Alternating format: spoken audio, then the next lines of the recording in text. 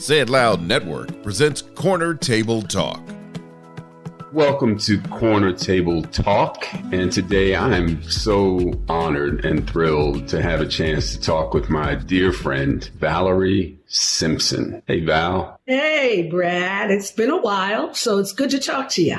Well, for those of you that don't know who Valerie is, she is just the incredible singer, songwriter, musician, artist, just incredible person all around, just lovely, lovely lady. Written, I hate to use this because it's just so cliche, but you truly have written the soundtrack to our lives. And I love the songs. I listen to your songs every day and have my favorites, which I won't get into just yet. But many awards, you and Nick, Motown, Diana Ross, Marvin Gaye, Ain't No Mountain High Enough, Reach Out and Touch. Just it goes on and on. So, Val, thank you for joining me. But what I'm going to do to start, I have what I call short order questions. Short order is kind of restaurant terminology. So I'm going to fire just a couple of quick ones at you and get your off the cuff response.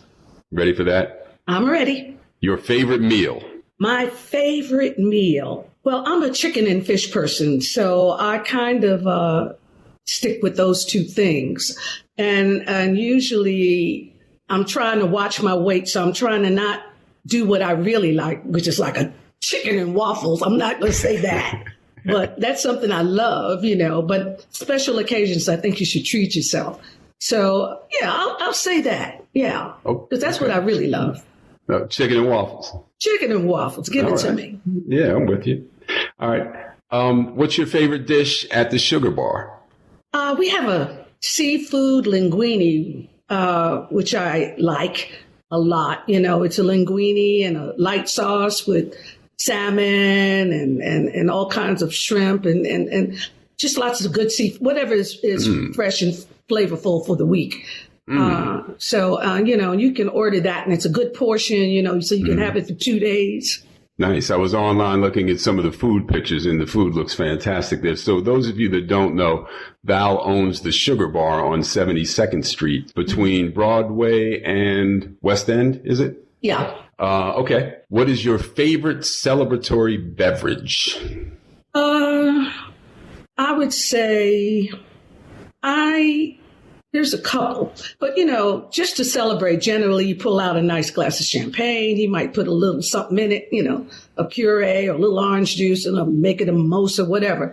But, so that's the base for many drinks, a good, champagne. Yes, I can see that. Thank you. And we always celebrating. We always looking yes, I can picture you with a glass toasting something or other. Indeed. So throwing you back here, the first time that you heard Nick Ashford sing, what went through your head?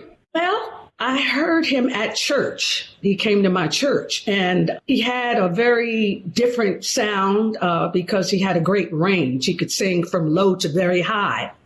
And he was very strong in his upper register. So that was interesting to hear. And even as we, worked together later on, I found that was the hardest thing for me to do was to hold a note as long as Nick, because he had great staying lungs and he could hold a note forever. So I'm about to pass out and he's still holding on, Well, that's funny. You mentioned his great lungs. Nick and I used to run past each other in Central Park. I would run around the reservoir and Nick ran around the horse track, which was around the reservoir. And I tell you, Val, Nick was a handsome guy, but he had a beautiful stride. Well, I know. And he knew somebody was looking at him, so he was really showing off. You mean he didn't just run like that just to be running like that? He was showing off all the time. Okay. Good to know. All right. This is going to challenge you, but I'm going to do it anyway. Okay. Whitney or Chaka's I'm Every Woman? You can't get me with that one. I'll take either one, or I'll start with one and go to the other. Maybe I'll start with Whitney because she, her version had that intro, the slow intro. But then I got to jump to Chaka as well. It was just too good a cake, to complain about the icing. It's just ridiculous. It was just a blessing, to have both those ladies. And somebody sent me that video of Whitney the other day, which I had forgotten about, that I'm in as well. And it just brought back so many great memories. And it's interesting because Whitney included Chaka by mentioning her at the end. It just revived it for Chaka. It was like Chaka was having the hit for the second time with Whitney. I love that. That's real sisterhood. And Val, I always felt this way being around you and Nick. In so many industries, and I'm not suggesting that in yours it's any different, where competition sometimes dictates relationships or the lack thereof. But it always felt inclusive around you two, the circle of friends that you had, some of whom were, Roberta Flack and other people that I remember, but it never felt like there was competition. It just felt like there was love and friendship and embracing, and you're writing these great songs and different people are singing them. Did you ever feel any envy? You just don't seem like that kind of person. Well, we started out as writers. And as a writer, you wear a different hat. You're looking for somebody to enhance what you're offering. And so I was such an admirer of great voices. And then when we became producers, we got a chance to hear them up close and personal and give instruction and tell them what we wanted them to do and how to make it better. So I was always in support of making the product better, so it was no jealousy involved in it. And I never thought, neither one of us, to be honest with you, thought of ourselves as singers. That came later. So that was the secondary thing. We were just happy to get a record deal when the time came. Well, this is a restaurant hospitality culture podcast, but it's not possible to talk to Valerie Simpson without talking a little bit of music. And you mentioned Whitney. I'm going to, want to talk about her just a little bit later. But I want to go back with you a little bit and ask you about your childhood. Now, you were born in the Bronx, New York, right? Just describe the household a little bit, the Simpson household, what that was like, what you guys ate. Did your mom cook? What was the food experience in the Simpson household like? The Simpson household. My mother was not the greatest cook. My grandmother was a great cook, and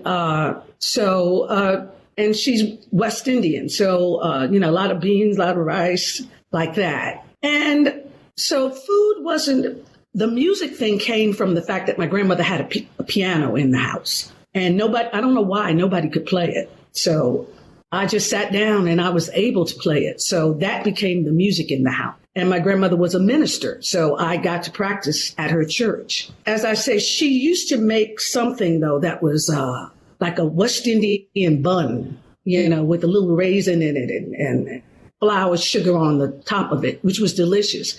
But it's like, I don't know what happened to the recipe because, it was weird. Nobody gave those recipes out. So consequently, when they passed away, the recipes left too. And and my aunt, who was a better cook than my mother, she used to make a slamming carrot cake. Same thing. She did not pass that recipe down. She took pride in it, and she made us wait until she made it. And when she left, the carrot cake left. It was gone. Oh. That's interesting. I love carrot cake. That's one of my favorites. You mentioned the piano and you discovering it very early on. I've also seen where you have talked about these days I know you have a piano at home, but when you pass a piano, you have a hard time walking by one without sitting there and just hitting a few bars. No. Sitting in front of it now. Wow. Oh, yeah. That's beautiful. So I want to just dig in a little bit more to, to growing up New York. So you come from the Bronx to Manhattan. Did you move at one point from the Bronx to the city, or did you continue to live in the Bronx? I stayed in the Bronx, and I used to go to church in Harlem. And that's how I met Nick, in Harlem. And my grandmother's church was in Harlem. So before I even met Nick, I was playing piano at her church. But all my experiences were really in Harlem musically. And because there was a lot of, gospel going on. And I was deep into that. And so I know this story. I've heard this before. I've listened to interviews with you talk about this before. But, Nick Ashford, who we lost, don't even know, Val, how you process something like that when you lose someone who's been so instrumental in your life as Nick has. And, but you guys, you developed a friendship before you had a romantic relationship. Is that right? 8 years. It's funny. In the very beginning, when he first saw me, he said he was interested, but I was my last year of high school. And so he didn't really take it seriously because he had things to do, people to meet and places to go. So I was like at the bottom of his thought process. I doubt that, but go ahead. And I was just really, kind of young and not, knowing what was going to happen in my life. It just so happened that we had a musical connection. So once you tell me you're not interested in me, because I'm too young, then, I just closed my mind and went on about my business. But I'm so glad I did, because otherwise we wouldn't have had experiences to bring to a relationship. I'm in high school. I need to meet some people and do some things and, try to be cute for somebody. So that's what I did. And then he went on and did his thing. And then it took 8 years, for us to look at each other and see that this was really it. This was the real thing. I'm glad it didn't happen before. I'm glad. Because he was really knowing me as a person. I was knowing him. We were liking each other as people. And there was no pretense. I was trying to pretend I was this and that and the other thing for somebody, but I wasn't. But he knew who I really was. And that's probably why our marriage lasted. And so how do you experience Nick these days? I would imagine, having been so close to someone for so long, just because their body is no longer present, all the spirit, all the love and all of that, it's got to still be resonating around you. Do you have conscious moments of experiencing Nick that way? Absolutely. It's like he's still the thread that goes through everything, that weaves through things. The fact that the music brings back all the memories. When I see the videos and stuff, it's like, he's still here almost to me. And it's like a knowing in the back of your brain somewhere that'll come through. Now that I'm writing songs by myself for the first time, it's like I'm still writing with him, because there's a wisdom that he had that I adhere to now. I fought it when he was alive, because he would keep going. He would keep going. He was never satisfied. I was quickly satisfied. But now I force myself to take my time. And so I picked up the good points, that he had, and I use them now, whereas I fought them before. Do you find that, as couples do, just normal couples, not superstar folk songwriters, but do you find yourself able to kind of imagine what he would have written or a lyric that he might have said? Like married couples finish each other's sentences. Does that happen now? In some instances, yes. But, the hardest thing was just me picking up the pen to write a lyric, because he was such a great lyricist. As you can, hear from some of the lyrics of our songs, that I felt like that area was covered. So I didn't need to stretch my brain that way. But now I realize I probably could have been a bigger help to him if I had used that element from myself and added in. I think the closest, there were a couple songs that I felt instinctively and told him or had a verse for. But, like when we wrote I'm Every Woman, he was like kind of dumbfounded, because he was like, well, that's the title. Because I said,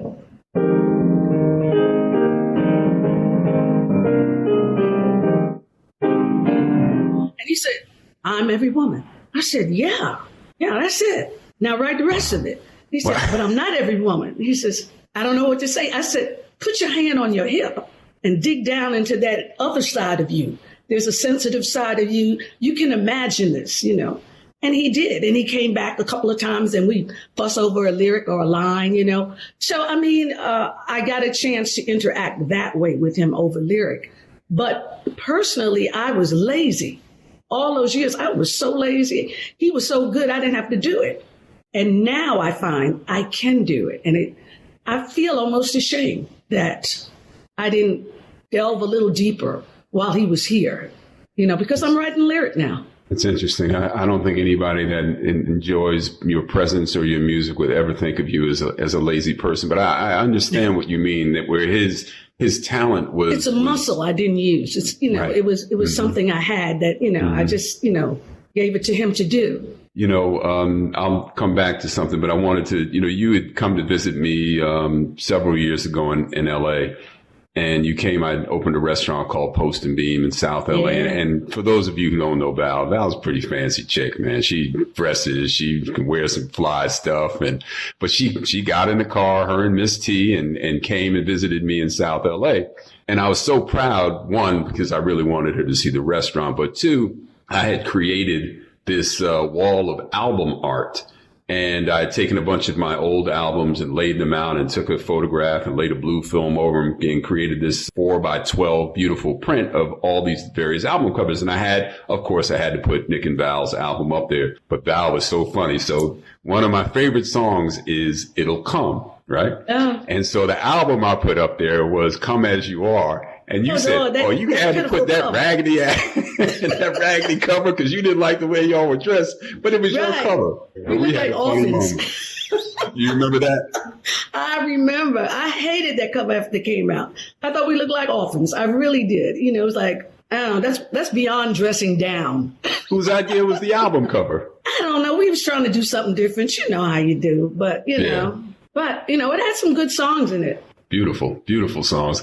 It'll Come is just one of my all-time favorites. I would ride. Me too. It's it helps when you stressing out and wondering. Like these days, maybe. Yeah. Right. Yeah, I would put that song on, Val, and take a drive up the Pacific Coast Highway in Los Angeles and just. Oh, man, it would do the trick every time. Oh, I'm so glad to hear that because, it wasn't the most popular song. So you never know, if a song is serving its purpose. Mm-hmm. And that's what that song was supposed to do. Just give you hope, hang in there, stretch out. Knowing that you can. Oh, come on.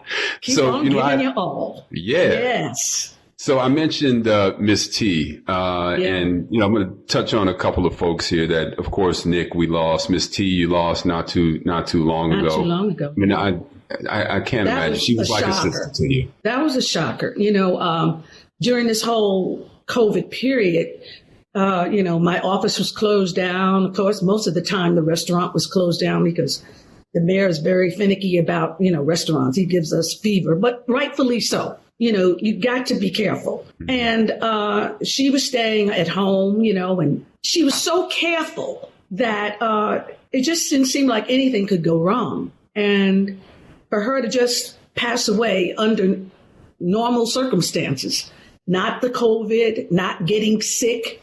And there's more of that going on now. I'm sure if you listen around to friends of friends of friends, you'll hear more people are just passing away, just transitioning with no illness. We used to think people had to get ill. You don't have to get ill. You can go to bed and not wake up, and that's happening a lot. And that's what happened to her. And so we weren't ready, and it's still something that it's hard for me to wrap my brain around. It really is. Because she was such a pillar to us, She was everything. I mean, Miss Teague, I don't care where we went. If we was at the back of the line, she could find a way to put us at the front of the line.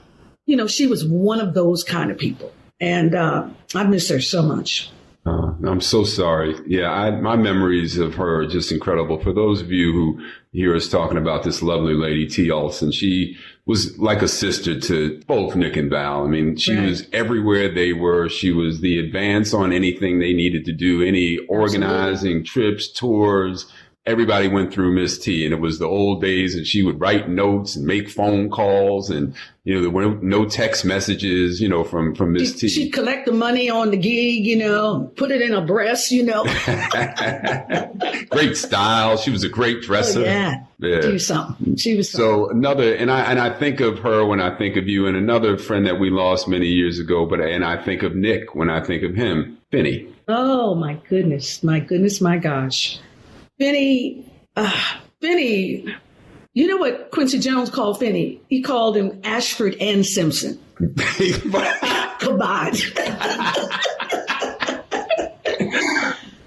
he was just this, this very perfect person who quietly did everything. He could do your makeup. He could do your hair. He could make sure your garment was right. He did everything, and he was the best. He just was. And then he was your personal friend, and you never got a story out of Finney about nobody. I met Miles Davis at Finney's house. Yeah, Finney used to cut my hair, and he dressed like Nick.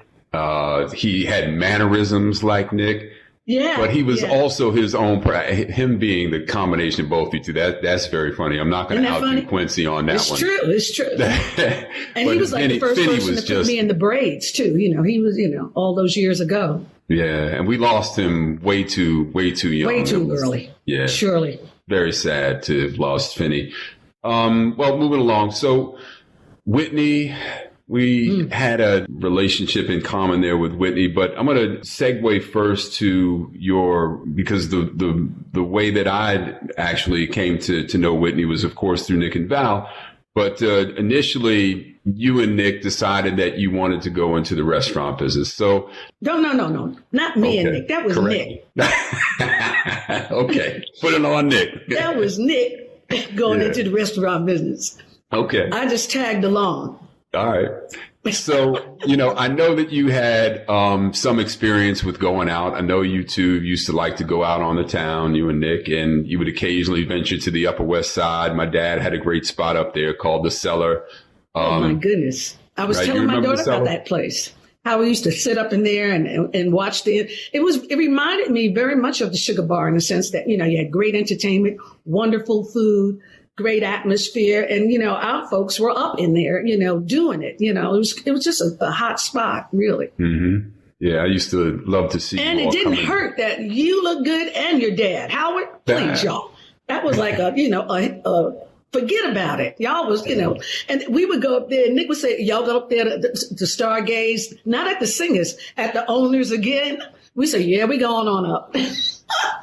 Oh, no. Thank you. It's funny. I'd read recently, I was just trying to Google around to see if there was some stuff that I didn't know about you. And I'm sure there's plenty. But I read where you used to go down to McKell's to see Richard T. play, right? Oh, yeah. And so I was just going to share with you a little funny. So my father and Mike McKell grew up together in Hartford, Connecticut.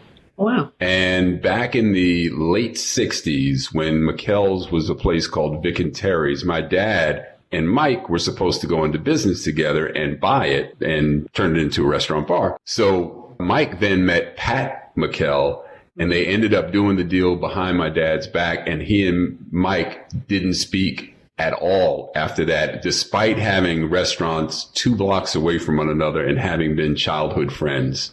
Isn't that something? I didn't know that feud was there. Wow. Yeah. Did they ever resolve it? Never resolved it. My dad ended up getting a deal. Mike married Pat? They married. Yep. Mike and Pat got married. Understand. It was blame it on the woman, We write a song about stuff like that. Yeah, right. Because she snatched him up and then she had to become the partner with him. That's exactly what happened. He could have forgave her that. My father wasn't one to forgive on that one, but the Cellar became available several years later. And ironically, it was opened by an African-American gentleman in 72 or 73. My father bought it at the end of 73. And Jeff was the original owner's name. And he wanted to sell it because the clientele had become too black. Perfect. Isn't that something? Perfect. So anyway, the Cellar became a great spot. The Upper West Side became a very vibrant scene. If you remember Russ Brown's, McKell's, The Cellar. I mean, they had lots of places to go. We don't see too much of that anymore, but Sugar Bar is kind of holding that torch, but not a lot of that on the Upper West Side. Well, yeah, in particular, the food and the entertainment. That was, Russ Brown's. I think Phyllis used to play there a lot. Phyllis Hyman.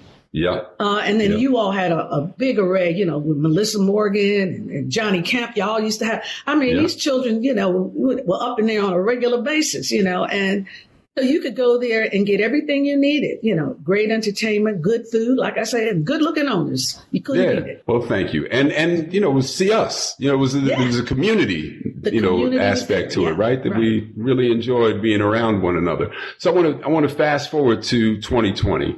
So initially you went in business with a gentleman Bobby Ox, and you Right. opened up this big, beautiful place. Now, you and Nick were you continue to be very savvy real estate folks. But here you decided to lease this cavernous big building on 20 West 20th Street and dump quite a bit of money into a rental situation. Now, I can't imagine that could have been too comfortable to you, knowing that you were paying rent and renovating somebody's building. How did that happen, and how did you feel about the venture when you How first it started? happened was a big mistake, as you well know. You see, initially we were not supposed to be involved to that extent. We were the celebrity element ownership. So we were approached by Bobby Ox to put up a small amount of money, and Nick said, let's do this. I'm like, but it, it was like in the 5-figure range and small. And so we said, okay, because it looked like it was going to be a nice place. That's how we got involved. But then he ran out of money, and then Nick wanted to step up and become the main thrust of the thing, which is where we got into trouble, because it was already in place. The rent was set. Everything was done.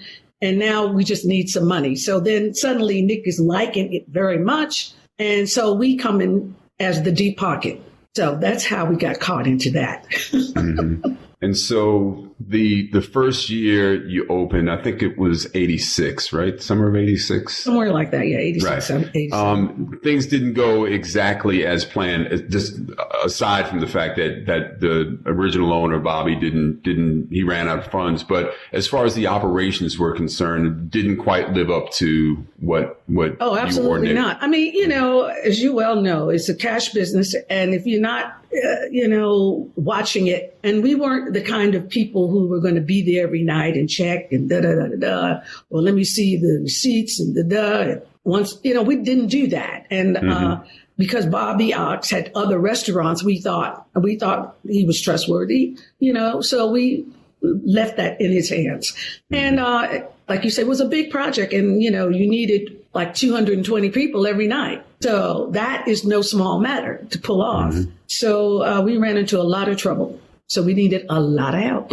So you and Nick came into Memphis, a place that I had opened on Columbus Avenue. I remember the night, and, asked me if I would be interested in working with you. And I was so thrilled. I was so honored, Val. I couldn't wait. I had opened up a couple of restaurants with the Memphis group, and I actually, upon the opportunity to work with you, I sold my interest in those places and then came down to 2020. And we had talked about this idea of converting it into more of a cabaret style night, because obviously your relationships, your history made a lot of sense. And so we reopened. I don't know if you remember, but the first event that we had was the Hagler-Leonard fight. And I don't even remember. Yeah, it was a sold out night. I was probably just mad at that point. Yeah, still, just mad. But yeah, we opened with the Hagler-Leonard fight and streamed it in. And I remember that we did like $30,000 in sales. And I had never seen a number that big. I mean, Memphis was doing pretty well, but I came from the cellar where, a big week for us was like $7,000 for a week. Right. So, that was a big number to me. But the thrill of a lifetime was being, in company with you and Nick. I would come over to your apartment. We'd talk about the things that we were thinking about doing and who we wanted to book and what have you. And that was just amazing for me. And it led to some of the most memorable experiences in my life. And I want to start with one of them, Nina Simone. Oh, Lord. Oh, Lord. Let's talk about Nina. Whoever would have thought that we could get Nina Simone to appear at our club? Wow. I mean, but the thing that bugs me the most about that whole experience that we all had together, why weren't we videotaping those shows? There's no video of those wonderful nights. I should have had a video camera right here in this house that I'm in, having her stay with us.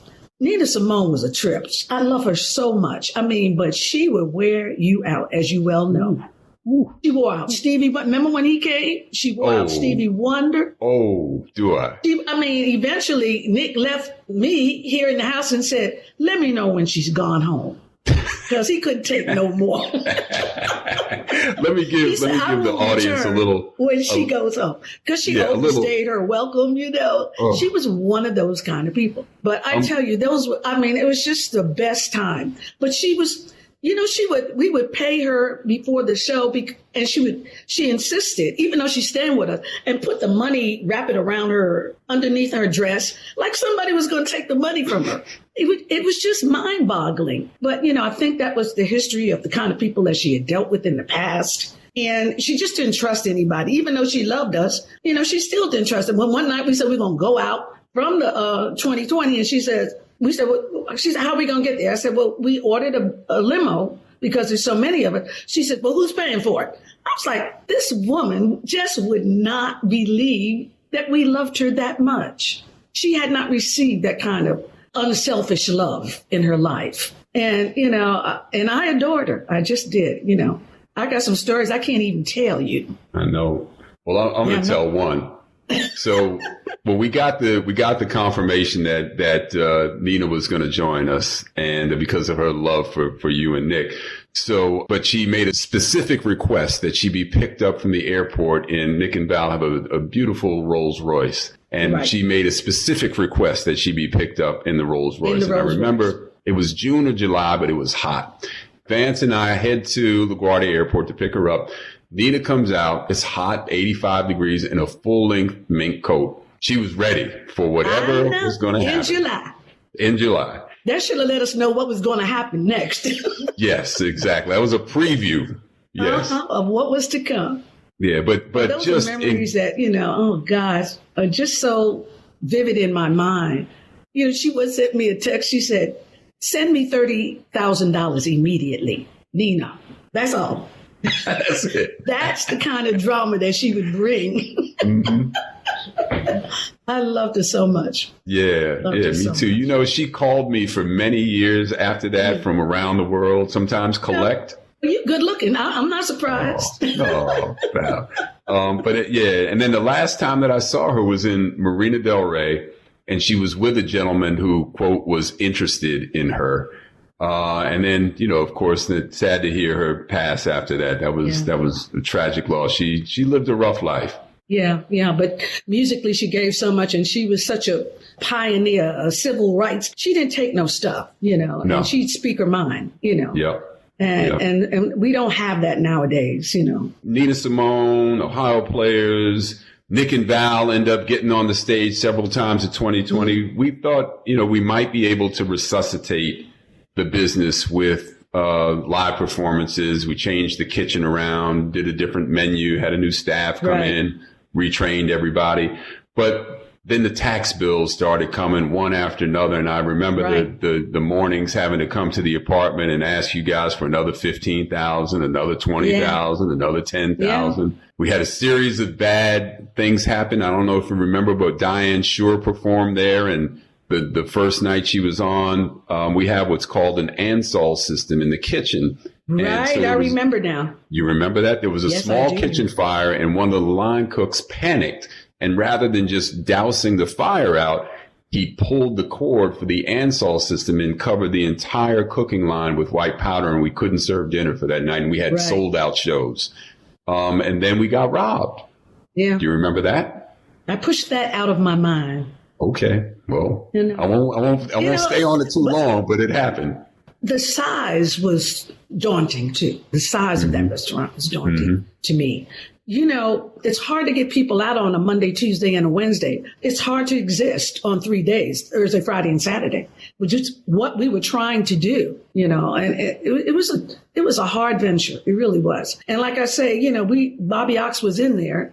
We weren't on the same wavelength. Yeah, and the up and down nature it was phenomenal to be around such incredible performances, and then the struggle of the reality of the business on Monday and Tuesday. But in the midst of all of that, you invite me to a birthday party at your manager's house, Scott Sanders, who lived across from the Museum of Natural History, very high up, beautiful apartment. Yeah. And the attendees were Roberta Flack, Whitney Houston, Nick, of course, it was his birthday, Val, and myself initially. So at one point, the doorbell rings, and I'm asked to go and open the door, and I open the door, and it's Miles Davis. So, but at one point, you, Val, and Roberta, and Whitney are on the piano and singing "Happy Birthday" to Nick. I remember that. That. That was it was just a night not to be forgotten. Beautiful night. True. So true. But I mean, that was the beginning of a blossoming romance for you too. You two had something in common, and I could see there was a little spark happening there. I'm like, this could be interesting. Yeah, it's funny. I was over by the window with her and looking down the street on Columbus Avenue, and I pointed out where Memphis was. And, at the time we didn't have a sign on the outside of the door because we'd run out of money before we opened. So we couldn't afford the elaborate sign we had picked out. And I asked her if she ever went out to dinner. And I said, well, if you like, I'd like to take you down the street there. So yes, as you mentioned, we ended up, spending a little time together. So 2020, we ended up having to close. And that was the first time I had gone through an experience like that, Val, where I'd had to, let go of staff, people and close a restaurant. It was painful for me. Sure, how was that for you? Well, I didn't do it personally like you did it. Like during this period, just having to lay off people, I found myself trying to put my arms and my dollars around the folks that are near to me at the Sugar Bar, because you become a family and you see them all the time and they are depending on you. And I'm more directly involved now than I was back then at 2020. So I did not feel it as acutely as I feel it now. And so my response is different. Of course, I still had those bills to pay. We ended up having to pay back everything that we had brought into 2020. The tax bills got paid, but it was a trying time. It was almost like, you bit off something that was mountainous, and you didn't even know, how it was going to crumble. So it was really hard. It was hard. But like I say, I didn't have that personal interaction with the kitchen the way I have it now, because it's a smaller place. So we left that to you to do. Thank you. So you bring up the Sugar Bar, and I want to talk about that a little bit, because obviously, restaurants are just hurting these days. The last year has been catastrophic, and still struggling. In LA, it's open, shut down, and bring staff back, lay them off. How have you dealt with that at the Sugar Bar?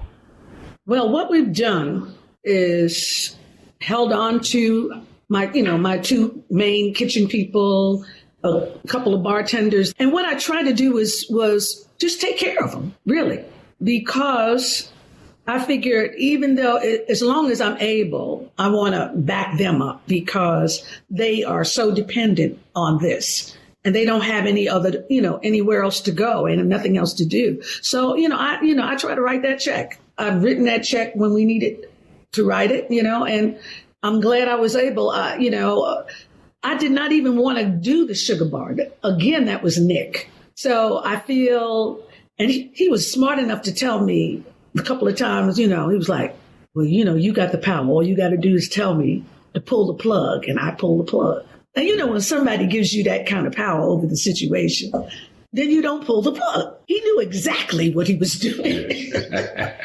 It's funny, Val. I remember Nick talking about when we had 2020, even then he was thinking about doing something at your building there, but he wanted to call it Nothing But the Blues. Do you remember that? Well, so we had a Nothing But the Blues night that we continued to have on Tuesday night, where we would just do blues numbers.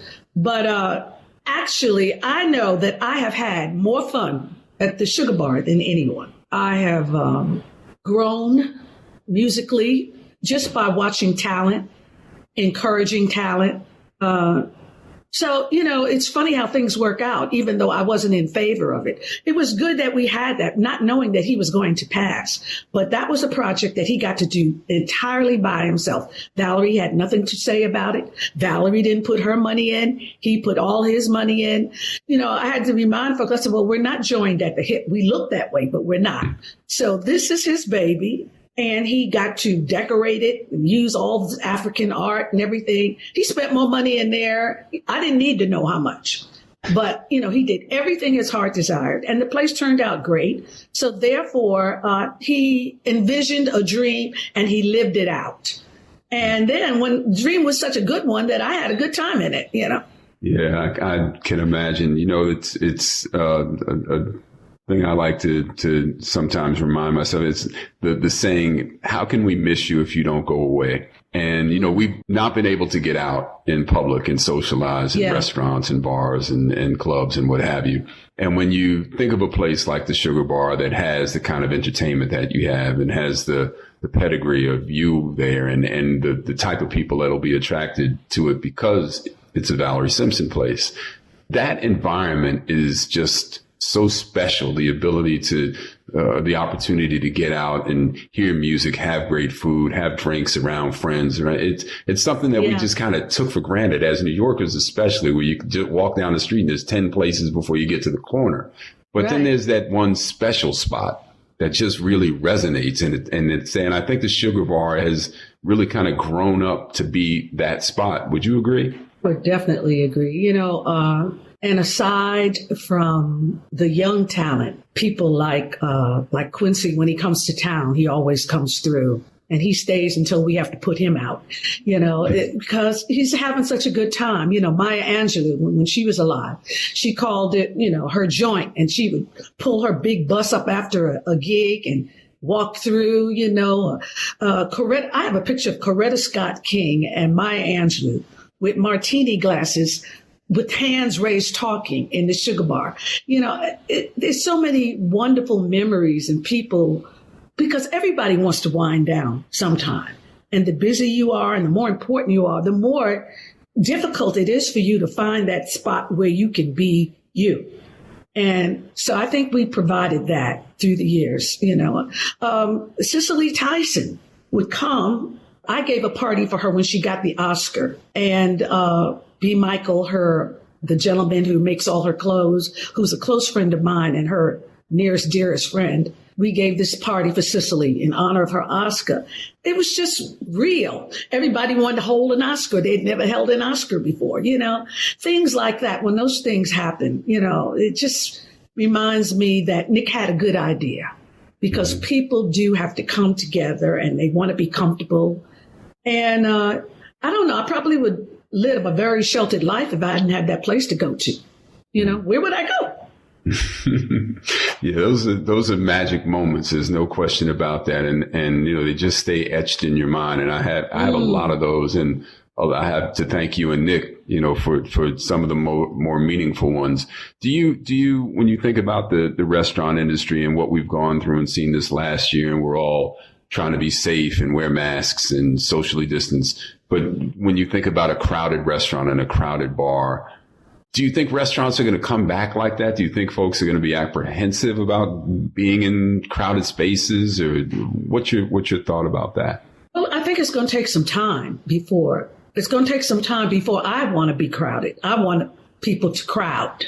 I think we'll look at things differently. Thank God these vaccines, they can get them up to get everybody, vaccinated, and everybody feels safer. That'll help a great deal. And also, what's actually the best thing that came out of it was the outdoor space that we've now been allowed, which I'm told we're going to be able to keep, because, I built a structure outside, with heat in it now, and, and it gives you a European flavor. A feeling, some people, and right now, even though the temperature will go down to 25 or 30 degrees, they be sitting out there with a shawl around them, and the heater on, and still enjoying themselves. So, I'm glad about that. Now, we'll be able to start indoor dining 25% in about 2 weeks. But I'm wondering, 25%, as you well know, is not going to really do very much, but it'll help. But I say safety is above all else. I would never want to be responsible for anything that caused anybody illness. Mm-hmm. So, I'm hoping that maybe it'll go up to 50%, in a minute, But the future's hard to see, but people will always be looking for a drink and something to eat. And so I'm hoping we'll come back around. Yeah, I hope so too, Val. And I agree with you. Given what we all witnessed this last year, I mean, there's just so much that went on. And from the pandemic to the protests and the election, the politics, and can't stop watching the news. I mean, it was just all consuming and just a lot to take in. Yeah. Given that, are you optimistic? How do you feel these days? I figure this is a period that hopefully we will never experience again. I mean, if this was a script, it would have got turned down because it's too way out there that the whole world would be affected and quarantined at the same time. It's like, what did you do with your time? What are we doing with this time that will never come again? What are we exploring that we have an opportunity that we have never had before? How have you listened to yourself in a way that you never listened before because you were too busy? So there's a lot of good things that have come out of this. People are learning things that they didn't think they had time for, but you did. Now you do. So I have found myself, exploring things. After 35 years, I redid my kitchen. I said, well, I deserve that.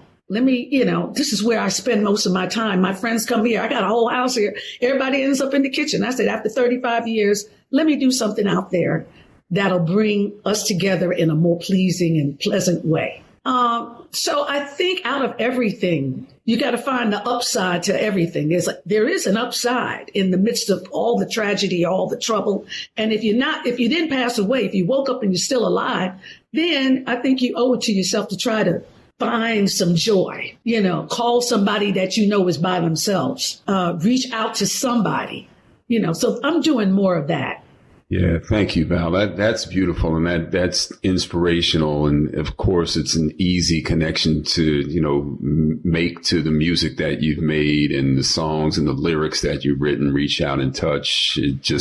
It continues to resonate, and the type of songs like what Bill Withers would write, a Lean on Me, and the stuff that just stays with you, and you pull it up when you need it. And we've needed the music that you've created through the years, but even more so these days. So I think I'll speak for a lot of folks. We're grateful to Valerie Simpson for having provided just all of that love and inspiration, and you give us strength in your words, Val, and your beauty, and I know you personally, and you're just a beautiful soul. So I'm very grateful that you agreed to come on today, and thankful that you spent some time. And I promise you, I'm coming to see you at the Sugar Bar as soon as travel is safe. I'll be looking for you.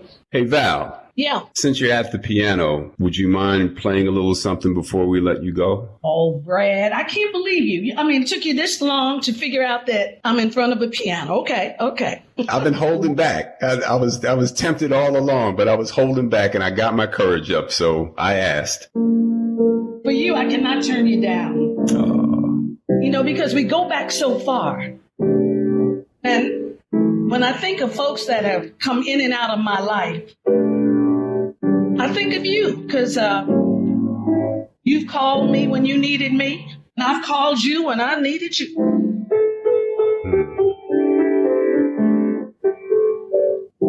So if you need me again, call me, no matter where you are.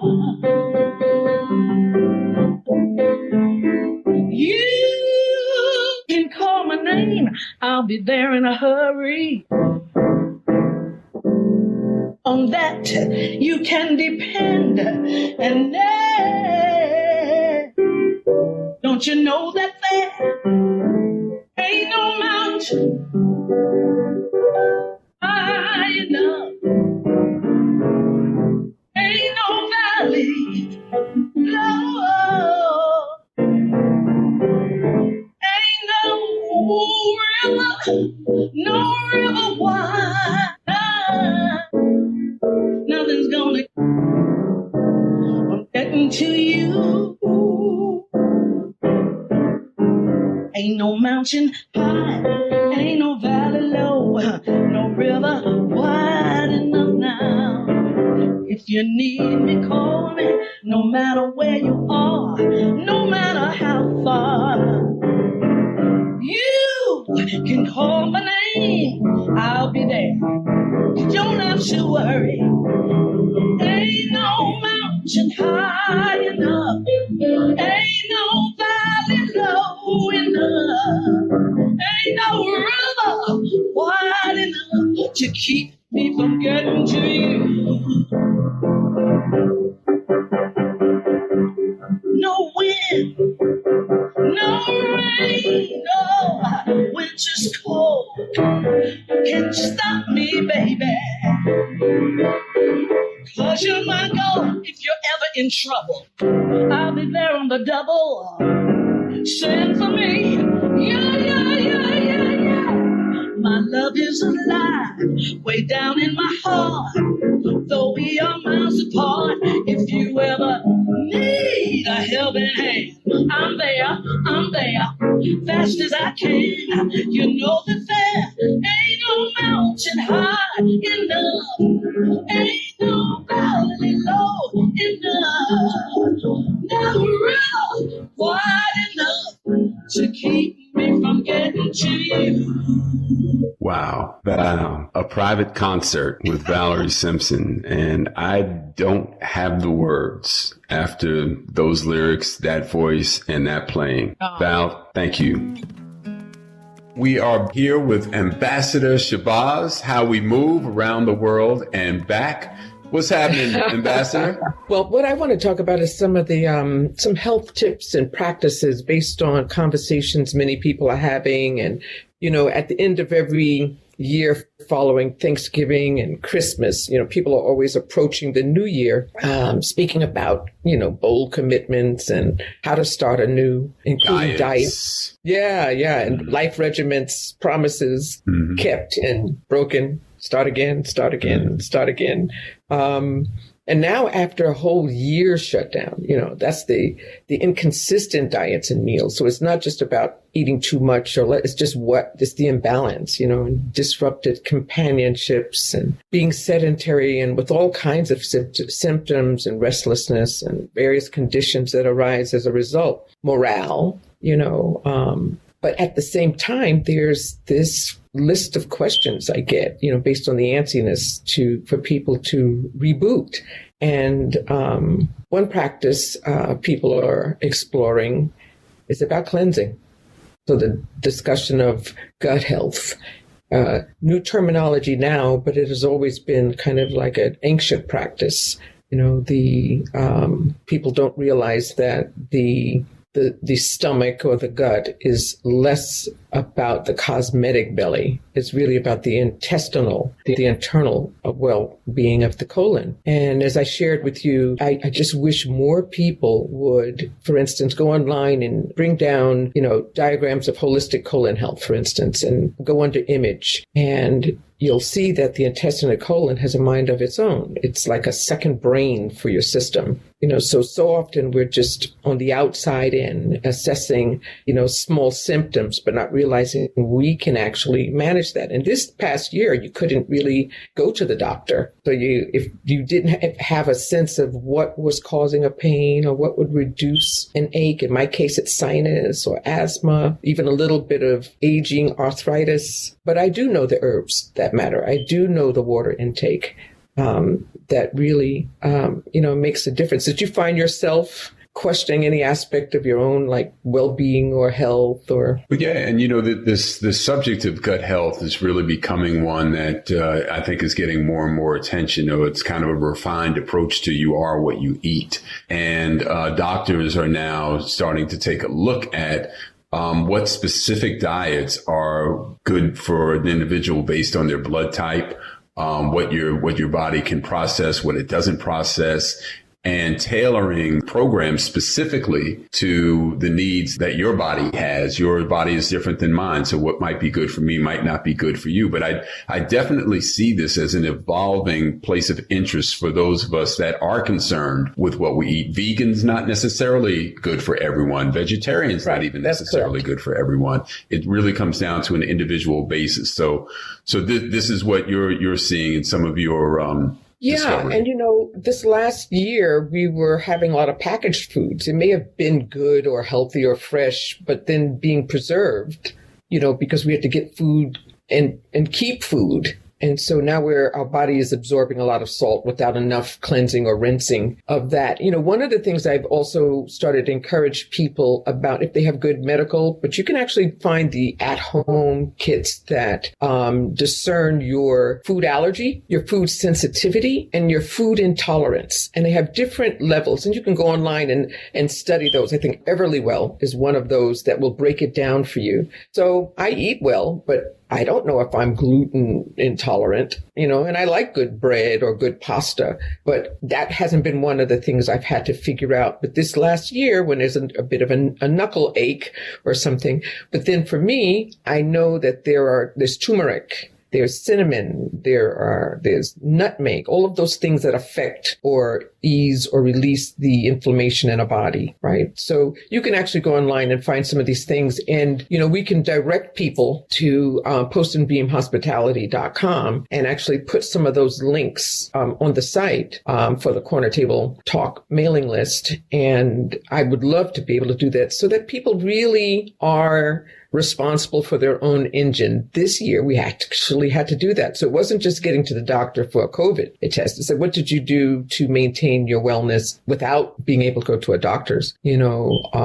office? And I just know for me, I'm famous for not only taking these things, but also prescribing them. As soon as someone says to me, I'm feeling this, I then go into that mode. What is your existing condition? Because I don't want to inflame anything. I'm not a doctor, but the homeopathic components, the things that are in our cabinets, the seasonings that are there, the garlic is like nature's penicillin. And really, if you go online and really download those holistic colon health maps, it'll list fully the areas of your body that are impacted. So if you haven't cleansed and you find yourself neck ache, joint, sluggishness, fatigue, it might be that, and not thinking about it from a cosmetic or fitness or aesthetic perspective. Usually that we're thinking the vanity from the outside, and we have to think about the wellness from the inside, because that will help us. I shared with you, I discovered a doctor in Florida here, an African-American gentleman whose his name is Dr. Lionel King.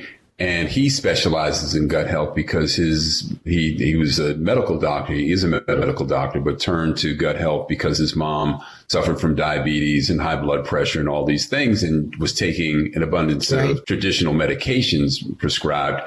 But he thought that he wanted to take a deeper look into digestive health, and has started a clinic and a business model here in Florida that basically is dealing with the issues of gut health. And I just think that it's going to be a conversation that's going to get a lot of attention in the coming months and years. The chart that you sent me, that the diagram of the intestines and what one area affects, and it's like the foot. It's where the nerve endings are. You just never think of, each section of your gut, is affected by or has an effect on some other part of your body. Well, and if you start to learn your body from that perspective, you topically can start to release it. You can massage it. You can move it. You can caress it and see if there's something that lets up or shifts or changes. When I was in my 20s, my mother's the one that introduced me to a colonic. I thought she was crazy. So what the heck is this? But then suddenly I just learned so much when I saw the map, and it impacted. And then I used to go to a fasting retreat liquid fasting retreat in the south of Spain. And that's what they did for 2 weeks. They really just moved all of those things and balanced your equilibrium from the inside out. Pretty cool. Yeah, very cool. Thank you so much for sharing that. We're going to be looking for some wellness items, and we'll post a few things on our website, postandbeamhospitality.com, and hopefully point some folks and our listeners into some places that could be beneficial. So thank you very much. Stay warm. Thank you for listening. Corner Table Talk, and hope you join us again next week. Corner Table Talk is hosted by Brad Johnson, produced by Brad and Linda Ailes Johnson. Coordinating producer, Lauren Turner. Theme music, Life Goes On by Bryce Vine. Executive producers, Omar Thompson, Andrew Kalb, and Ken Johnson. Find the Corner Table Talk podcast wherever you get your podcast. Follow, subscribe, rate, and leave a comment. Corner Table Talk is a Say It Loud Network production.